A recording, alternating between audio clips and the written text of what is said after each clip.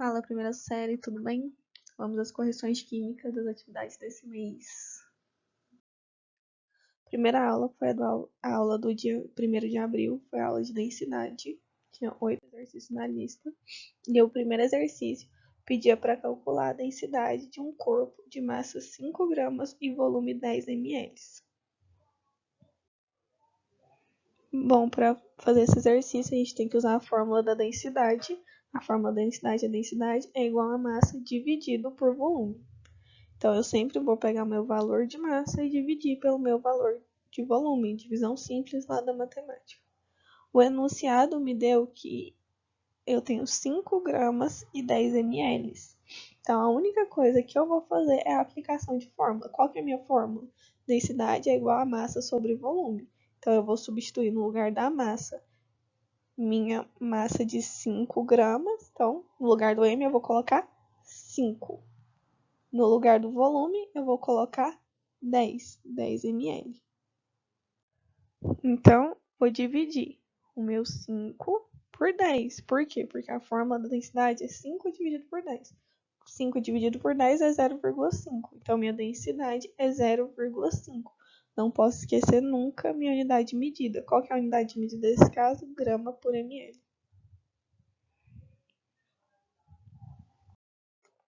O número 3 é a mesma coisa do número 1. Então, por isso que eu pulei o número 2, para a gente seguir a mesma linha de pensamento. Vai acontecer isso nesses exercícios agora, certo? Então, número 3. Qual é a densidade em gramas por litro de uma solução de volume igual a 5 litros e massa de 400 gramas? Então, qual que é a fórmula de densidade? Densidade é igual a massa sobre volume. O enunciado me deu a massa? Deu. Qual que é? 4.000 gramas. Me deu o volume? Deu. 5 litros. Então, eu vou substituir na minha fórmula. Então, aplico a fórmula. No lugar do M, coloco 4.000 e no lugar do volume V, coloco 5. Faço a divisão básica. 4.000 dividido por 5 é 800. Então, minha densidade é 800 gramas por litro. Não esquecer nunca da minha unidade de medida. Número 4. Uma solução foi preparada misturando 30 gramas de um sal em um volume da solução que é igual a 300 ml. A densidade dessa solução em gramas por ml será de... O que eu faço? Aplico a fórmula da densidade. Qual que é a fórmula da densidade? Densidade é igual a massa sobre volume. O enunciado me deu a massa? Sim, 30 gramas. O enunciado me deu o volume? Sim, 300 ml. Então, substituindo na fórmula, temos que... Qual que é a minha massa? 30. Meu volume, 300. Faço a divisão. 30 dividido por 300, 0,1 gramas por litro. O número 6 e o número 8 também é aplicação de fórmula, por isso que eles vieram antes. Então, no número 6, está pedindo para calcular a densidade do mercúrio, sabendo que 1.360 gramas ocupam o volume de 100 centímetros cúbicos. O que a gente faz? Isso mesmo, aplica a fórmula da densidade. E qual que é a fórmula da densidade? Densidade é igual a massa sobre volume. Vocês vão sonhar com isso hoje. Qual que é a massa? Me deu no enunciado? Sim. Tudo que é gramas é massa. Então, minha massa é 1.360. Qual é o meu volume? Meu volume é 100 centímetros cúbicos. Então, densidade é igual a massa sobre volume. No lugar da massa do M, eu coloco 1.360. No lugar do volume, 100. 1.360 dividido por 100, 1,36 gramas por centímetro cúbico. Número 8. Qual a densidade de uma solução de gasolina com volume 600 centímetros cúbico e massa 420 gramas? Aplicação da fórmula de densidade. Densidade é igual a massa sobre volume. No lugar da massa, eu coloco 420. Por quê? Porque o enunciado me falou que a massa é igual a 420 gramas. No lugar do volume, eu coloco 600 centímetros cúbicos. Por quê? Porque o enunciado falou que é meu volume. Faço a divisão. 420 dividido por 600, 0,7 gramas por centímetro cúbico. Agora, voltando ao exercício número 2, ele fala: ao colocar no mesmo recipiente 3 líquidos distintos, observou-se que o líquido A ficou por cima, o líquido B no meio e o C por baixo. Por que isso aconteceu? Se vocês lembram das nossas aulas de laboratório, a gente fez até um experimento sobre isso, sobre as diferenças de densidade. O que faz um líquido ficar por baixo, um líquido ficar por cima ou no meio? A diferença de densidade entre eles. O líquido que fica por baixo é o líquido que tem maior densidade, o líquido que fica no meio tem densidade intermediária e o por cima tem uma densidade menor. Então, sabendo disso, por que o líquido A ficou por cima? Porque ele tinha densidade menor. O líquido B ficou no meio, porque ele possui uma densidade intermediária. E o líquido C por baixo, porque ele possui a maior densidade entre os três líquidos. Então, aqui eu formulei essa resposta, né? Escrevi assim. Isso aconteceu porque existe uma diferença de densidade entre os líquidos. E quando isso acontece, o líquido de maior densidade fica por baixo, o de densidade intermediária no meio e o de menor densidade por cima. O líquido A possui uma densidade menor, o B uma densidade intermediária e o C a maior densidade. Número 5. Mesma linha de pensamento, mas agora temos substâncias conhecidas, né? Água, benzeno e cloroformo. A seguir, temos uma tabela com densidade de 3 líquidos. Baseando-se nessas informações e em seus conhecimentos sobre densidade, diga em qual ordem os líquidos irão ficar. Se você colocou de baixo para cima, né? Quem devia estar embaixo de tudo? O líquido com maior densidade. Qual que é o líquido com maior densidade? O cloroformo, porque ele apresenta uma densidade de 1,53 gramas por centímetro cúbico. Logo em seguida vinha a água, com sua densidade intermediária de 1 grama por centímetro cúbico, e em cima de todos o benzeno, com densidade de 0,9 gramas por centímetro cúbico. Aqui, novamente, né, formulei o texto respondendo. Cloroformo por baixo, depois a água, por cima o benzeno. Isso acontece devido à diferença de densidade dos líquidos. O líquido de menor densidade fica por cima, de densidade intermediária no meio, e o de densidade maior na parte de baixo. Na número 7 fala: um sólido flutuará num líquido que for mais denso que ele. Igual a gente falou nesses meses. O volume de uma amostra de calcita pesando 35,6 gramas é 12,9 centímetros cúbicos. Em qual dos seguintes líquidos haverá flutuação da calcita? Tetracloreto de carbono, de densidade 1,60 gramas por centímetro cúbico. Brometo de metileno, de densidade igual a 2,50 gramas por centímetro cúbico. Tetrabromoetano, de densidade 2,96 gramas por centímetro cúbico. E iodeto de metileno, densidade de 3,33 gramas por centímetro cúbico. E aqui, como trouxe como dado, a densidade da calcita de 2,76 gramas por centímetro cúbico.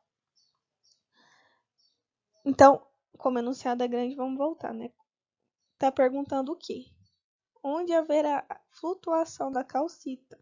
Então, a calcita tem que ser a menor densidade, porque sempre o que tiver menor densidade flutuará. Então, qual desses líquidos possui densidade maior? A densidade da calcita é 2,76. Do tetracloreto é quanto? 1,60. Vai boiar? Não. Deu um X. Brometo de metileno, 2,5. É maior? Não. É maior? Não, ainda é menor. Tetrabromoetano, 2,96. Esse é maior, então haverá essa flutuação. E iodeto de metileno de 3,33 também é maior, então haverá também a flutuação. Aqui eu formulei a densidade, eu formulei a resposta. Como a densidade de calcita é 2,76 gramas por centímetro cúbico, ela irá flutuar naqueles que possuírem uma densidade maior, que é o tetrabromoetano, de 2,96 gramas por centímetro cúbico, e o iodeto de metileno, de densidade de 3,33 gramas por centímetro cúbico. Agora vamos para a aula do dia 2 de abril. Número 1. O gráfico abaixo representa a variação de temperatura observada no aquecimento de determinada substância. Relacione as colunas com informações a respeito do gráfico em questão. Então, aqui tem a coluna 1 e a coluna 2. Esse gráfico é chamado de diagrama de fases. Então, eu anotei aqui no gráfico para vocês onde é a reta do sólido onde é a reta do líquido, onde é a reta do gasoso, do estado gasoso, né? E onde está localizado o ponto de fusão e o ponto de ebulição. A partir disso, vamos analisar as informações da coluna 1. Informação 1. Faixa de temperatura em que a substância permanece sólida. O sólido está aqui, então ele começa em 10 graus Celsius e termina em 20 graus Celsius. Então, é essa a faixa de temperatura em que a substância permanece sólida. Lembrando que nesse gráfico, quando a gente fala em temperatura, a gente está falando no eixo Y. Se a gente falar em tempo, a gente está falando no eixo X. Então, minha informação 1 coincide com essa informação da coluna 2, entre 10 a 20 graus Celsius.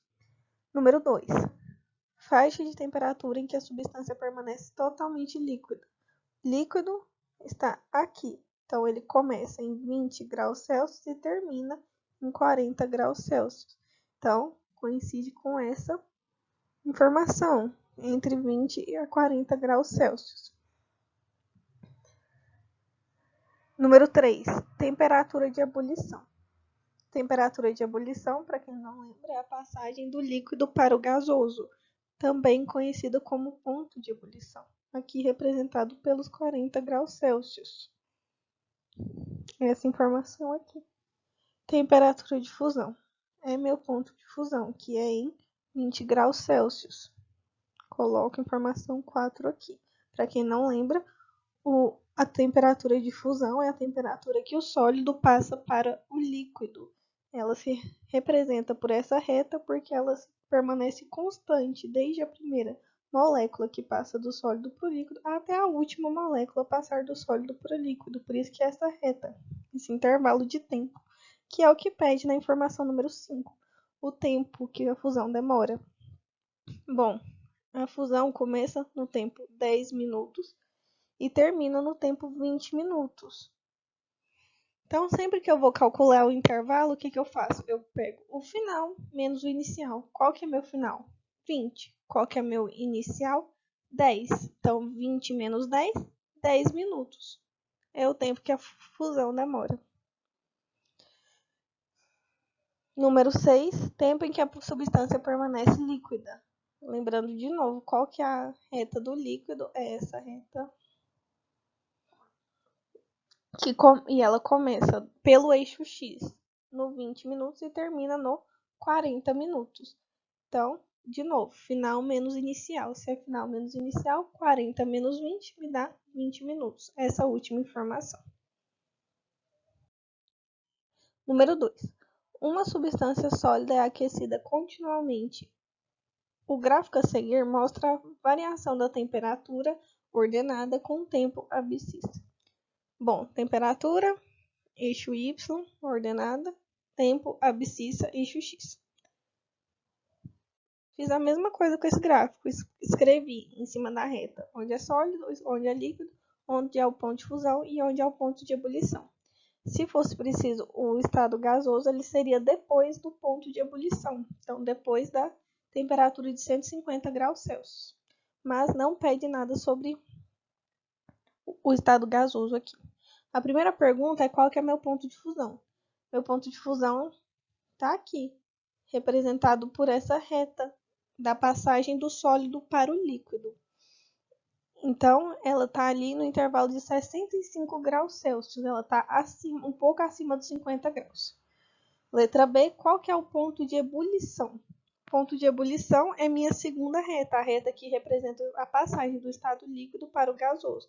Essa reta, tá, com esse pontilhado, ela está chegando a 150 graus Celsius. Letra C, qual o tempo durante o qual a substância permanece no estado líquido? A reta do estado líquido é essa. Olhando ela pelo eixo X, ela começa no 20 minutos e termina no 25.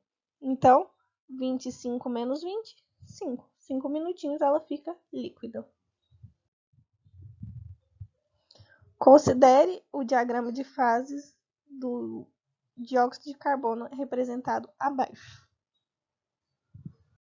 Quando estudamos o diagrama de fase do dióxido de carbono, devemos lembrar de onde no gráfico apresenta o dióxido sólido, onde apresenta o dióxido líquido e onde apresenta o dióxido gasoso. Trouxe aqui pronto para vocês já.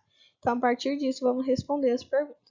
Letra A. Qual a fase do CO2 quando sua temperatura for de menos 60 graus e a sua temperatura for... quando a sua temperatura for de menos 60 graus e a pressão de 50 atm. Como é menos 60 graus, a temperatura aqui está no eixo X. Então, menos 60 graus está aqui, no intervalo dessas duas temperaturas. E a pressão de 50 atm está em cima, perto do 73,8. Se eu traçar o encontro dessas duas retas, o encontro delas vai acontecer aqui no CO2 sólido. Então, qual fase ele estará? Fase sólida. Letra B. Qual o valor da temperatura e da pressão do ponto triplo de dióxido de carbono? Ponto triplo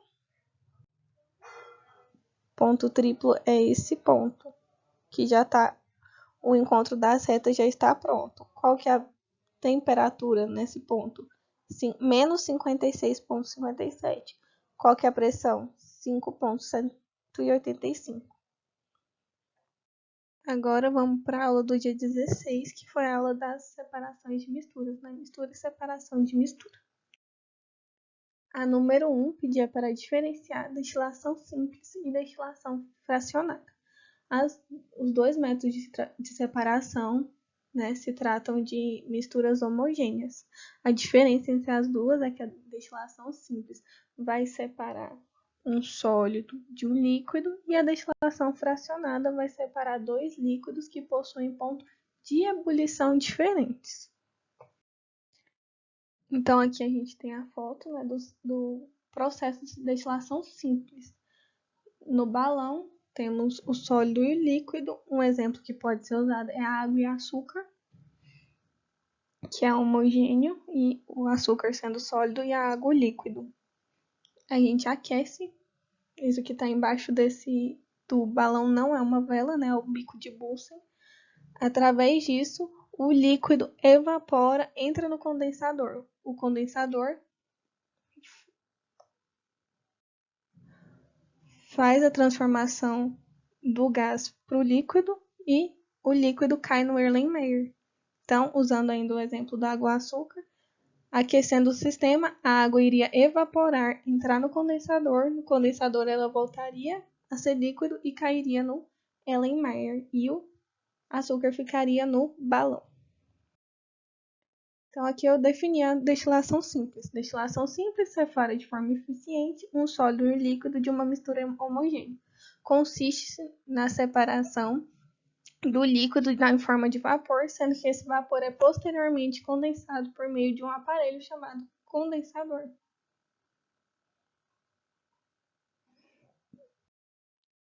Aqui a gente tem o esquema da destilação fracionada. A vidraria utilizada é a mesma, a diferença é o termômetro, que está aqui ao lado dessa linha que eu acabei de fazer, que é utilizado para saber quando a destilação do primeiro líquido acabou. O primeiro líquido é o que tem o ponto de ebulição menor. Como eu vou saber que esse líquido já foi destilado? Quando a temperatura do termômetro voltar a subir, certo? E aqui a definição de destilação fracionada. Processo que se caracteriza pelo aquecimento de uma mistura composta de dois líquidos que possuem diferentes pontos de ebulição. Número 2. Defina a decantação. Bom, a decantação é um processo de separação de misturas heterogêneas. E ele se dá através da diferença de densidade. Ele pode ser de dois tipos, líquido-líquido e líquido-sólido. A primeira foto aí à sua esquerda é o exemplo de líquido-líquido. Isso é chamado, essa vidraria, né, é chamada de funil de bromo. E o líquido mais denso, adivinha, fica por baixo e o líquido menos denso fica por cima, igual a gente falou hoje na nossa aula de densidade, na correção da nossa aula de densidade. E na sólido líquido, que é a sua fotinha à direita, o sólido vai para o fundo do recipiente e o líquido fica por cima. Esse processo de separação é chamado de decantação. Exemplos que podem ser citados, né, de líquido pode ser água e óleo, ou então água e gasolina. E de sólido líquido, a própria aquela água barrenta. A água misturada com barro, que o barro fica embaixo e a água fica em cima. Aqui a definição, né, de decantação é um método de separação de misturas heterogêneas de dois tipos, líquido mais sólido e líquidos immiscíveis. Immiscíveis significa que não mistura. Essa técnica é física, pois se baseia na diferença de densidade entre os componentes da mistura. Número 3. Defina a destilação. Até repetitiva essa questão, né? Mas destilação é o processo de separação de misturas homogêneas. Pode ser de dois tipos, simples ou fracionada. Sendo simples a separação de um sólido e líquido e fracionada de dois líquidos de ponto de ebulição diferentes. Aqui a definição certinho. Destilação é um método de separação utilizado em misturas homogêneas, que apresentam pelo menos um componente no estado líquido. Fazer um parênteses aqui. Por que um componente no estado líquido? Porque se a destilação for simples, é líquido mais sólido, e se for fracionada, são dois líquidos. Pode ser simples, um método de separação utilizado para separar um líquido que possui um sólido dissolvido, ou fracionado, que é o método de separação utilizado para separar um líquido que está dissolvido em outro. Número 4. Com a adição de uma solução aquosa de açúcar a uma mistura contendo querosene e areia, são vistas claramente três fases. Para separar cada componente da mistura final, a melhor sequência é: primeiro, vamos identificar essas três fases, né? Primeira fase, água e açúcar. Segunda fase, areia. Terceira fase, a querosene. Qual que é o primeiro passo? Separar a areia através da filtração. Todo mundo já fez filtração alguma vez na vida, em casa mesmo, né? Então, se a gente faz a filtração, a gente vai conseguir a filtração, com a filtração, a areia em um ambiente separado, né? Um vidro separado, mas a gente ainda vai ter uma mistura. Só que essa mistura agora vai ter duas fases, né? Água e açúcar e a fase do cloroformo. Água e açúcar, uma fase. Cloroformo, segunda fase. Como eu posso separar essas duas fases líquidas? Através da decantação, porque há diferença de densidade entre essas duas fases. Com isso, eu vou separar o cloroformo da água com açúcar, conseguindo o cloroformo em um ambiente, um recipiente, e água e açúcar em outro recipiente. Água e açúcar eu tenho um sólido dissolvido em um líquido. Qual que vai ser? Destilação simples, como a gente acabou de falar. Sempre que a gente tem uma mistura homogênea de um sólido e líquido, a gente separa através de destilação simples. Portanto, a alternativa que melhor responde a questão é a letra A. Primeiro, filtração para conseguir a areia, depois decantação para conseguir o cloroformo e no final destilação para separar a água e o açúcar. No dia 16, vocês também tiveram o PL do ovo, né? Muitos de vocês mandaram fotos, muitos de vocês conseguiram fazer o ovo boiar, mas muitos não conseguiram também, que faz parte. Número 1. Explique por que no momento inicial o ovo afunda e no momento final o ovo flutua. Isso acontece por causa da diferença de densidade da água, né? No momento inicial temos a água pura, né, da torneira, e o ovo afunda porque o ovo tem uma densidade maior que a água. No momento final, quando você adicionou sal à água, você aumentou a densidade dessa água. Quando você aumentou essa densidade, você fez a densidade ficar maior que a do ovo. Por isso que o ovo flutuou, por ele estar com uma densidade menor. Se seu experimento não deu certo, provavelmente você colocou pouco sal. Devia pôr mais sal para a água ficar mais densa e a partir disso o ovo flutuar. Depois vocês pesquisem sobre o Mar Morto na internet, é bem legal. Aqui eu só escrevi, né, o que eu acabei de falar. Isso acontece porque inicialmente a solução está sem sal e depois é acrescentado sal na água. Com esse acréscimo de sal, a densidade da água é alterada, ou seja, fica maior que a do ovo, por isso o ovo flutua. Número 2 era o relatório de vocês, né? 5 a 10 linhas. O Relatório é pessoal, não vou desenvolver um relatório aqui, porém você devia correlacionar o experimento com o estudo da densidade.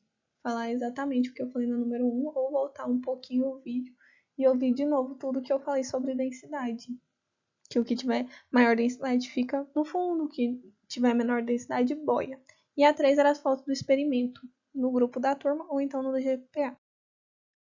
A aula do dia 23 de abril foi o começo dos modelos atômicos, né? Eu comecei modelos atômicos com vocês. E o que é átomo, né? A primeira pergunta é justamente isso, defina átomo. Átomo é a menor porção da matéria em que pode ser dividido um elemento químico mantendo ainda suas propriedades. Ou seja, a matéria pode ser dividida em várias partes, mas chega uma parte que não dá mais para ser dividida. Essa parte chama átomo. E esse átomo ele ainda possui a mesma densidade, o mesmo ponto de ebulição e o mesmo ponto de fusão da matéria inteira antes de ser dividida. A número 2 descreve o modelo atômico de Dalton. Eu enviei para vocês um textinho, né, explicando qual foi o primeiro modelo atômico que a gente teve, primeira ilustração, a primeira estrutura. Foi a de Dalton, né, esse cientista que descrevia o átomo como uma esfera maciça e indivisível, similar a uma bola de bilhar. Para quem não sabe, a bola de bilhar é a mesma coisa da bola de sinuca. Então, Dalton achava que uma bola de sinuca era um átomo. A número 3 pedia a ilustração desse modelo atômico, né? Então, você tinha que desenhar a bola de sinuca, tomando cuidado para não ficar nenhuma partezinha branca. Tinha que ser toda pintadinha, certo? Já na aula do dia 28 de abril foi a continuação de modelos atômicos. Na número 1, pedia para desenhar a representação do modelo atômico de Thomson. Essa é a representação, né? Essa foto aí à sua esquerda. Por que a representação é assim? Porque Thomson falava que o átomo é um pudim de passas, sendo as passas cargas, né, positivas e negativas, elas se distribuíam de forma a ficar neutra. Na número 2, pediam a representação do modelo de Rutherford. O modelo de Rutherford é aquele modelo planetário que imita, né, o sistema solar, onde o núcleo fica no meio e os elétrons ficam na eletrosfera ao redor. A número 3 pedia para diferenciar os modelos atômicos de Dalton, Thomson e Rutherford. Podia diferenciar pelos desenhos, né? Você ia desenhar cada um dos modelos e pelo texto. Se você optasse pelo texto, você tinha que falar que para Dalton o átomo era uma bola maciça e indivisível. Para Thomson era o pudim de passas, né? Ele foi o primeiro a falar sobre as cargas elétricas, que foi um avanço em relação ao modelo de Dalton. Ele falava que as cargas elétricas estavam igualmente distribuídas. Por isso, a comparação com o pudim de passas, né, que as passas seriam as cargas positivas e negativas, que se distribuiriam de forma a ficar neutra. E o modelo de Rutherford avançou em relação ao modelo de Thomson, porque ele possuía um núcleo positivo e uma eletrosfera, onde os elétrons ficavam, certo? Então aqui eu fiz o textinho sobre isso. Dalton, modelo da bola de bilhar. Imaginava o átomo como sendo uma bola maciça e indivisível. Thomson, inclusão de elétrons no modelo, que é o que eu falei, né? As cargas que ficavam neutro no final. Rutherford, modelo planetário. Imaginou o átomo constituído por um núcleo pequeno positivo e um imenso vazio onde estariam os elétrons. 4. O átomo de Rutherford foi comparado ao sistema planetário. O núcleo atômico representa o Sol e a eletrosfera os planetas. Esse cientista também falou sobre a eletrosfera. O que é a eletrosfera do átomo? Segundo Rutherford, a eletrosfera é um grande nada. Por que é um grande nada? Vocês já viram o tamanho? Olha aí no desenho, o tamanho da eletrosfera comparado com o núcleo, a eletrosfera é muito grande e o núcleo é muito pequeno. E nessa região vazia ficam os elétrons girando ao redor do núcleo. Então, era isso para Rutherford. Agora a resposta bonitinha. Segundo Rutherford, eletrosferas, que seria uma região vazia, onde os elétrons ficariam girando ao redor do núcleo.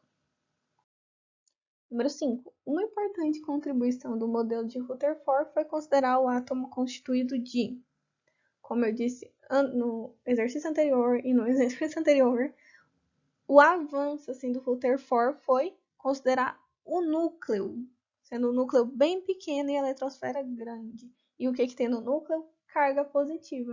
Então, esse foi o grande avanço do Rutherford, foi a grande contribuição que usamos até os dias de hoje. Número 6. Descreva na forma de texto ou desenho o experimento de Thomson com descargas elétricas. Para quem escolheu descrever na forma de desenho, foi isso daqui. Mas para quem escreveu o texto, tinha que ter dito que o experimento foi realizado na ampola de Crookes, que é essa ampola, né, demonstrada aqui. Essa ampola, ela era totalmente vedada. Então, dentro dela, ela imitava o vácuo. Foi colocado gases sob baixa pressão e em cada extremidade ficava um eletrodo. O que isso significa? Que de um lado tinha um metal ligado ao polo positivo e de outro tinha um metal ligado ao polo negativo. De outro lado tinha um metal, né, ligado ao polo negativo. Ao ligar em alta tensão, era possível ver um fluxo luminoso saindo do cátodo e indo em direção retilínea ao ânodo.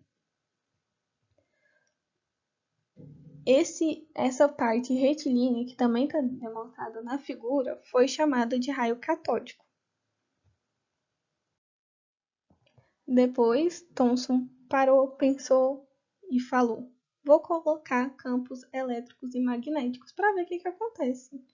Na hora que ele colocou esses campos elétricos e magnéticos, os raios catódicos sofriam um desvio em sua trajetória, indo em direção ao polo positivo. Com isso, ele teve 3 conclusões. A primeira, possuíam carga negativa.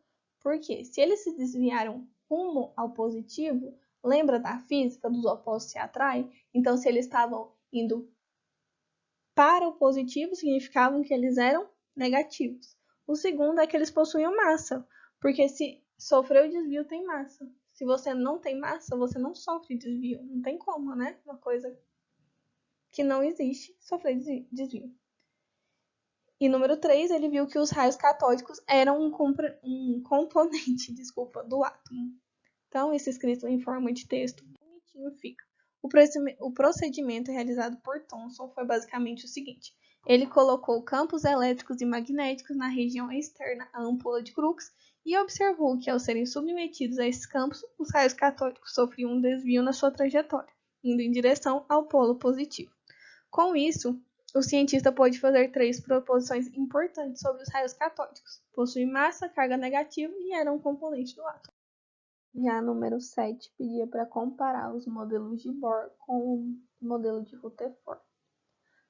Você podia comparar por desenhos ou pela explicação. Bom, se você escolheu desenhar, esses eram os desenhos que você devia ter feito. À sua esquerda, o modelo de Rutherford e à sua direita, o modelo de Bohr.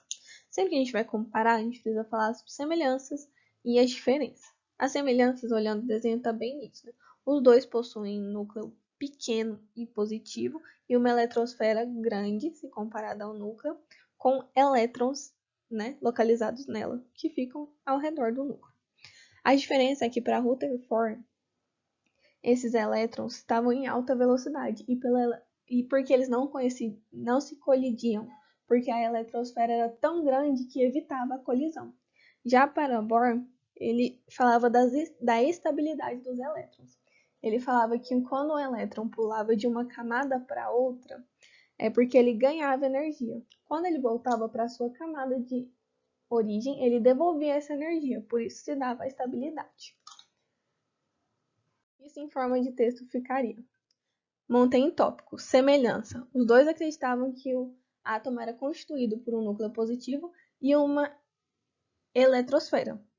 Diferenças. Segundo Rutherford, os elétrons giravam em volta do núcleo em alta velocidade, e sua eletrosfera era muito maior do que o núcleo, impossibilitando a colisão entre eles. Para Bohr, a estabilidade dos elétrons era devido a alguns elétrons absorverem energia e saltarem para níveis mais afastados do núcleo.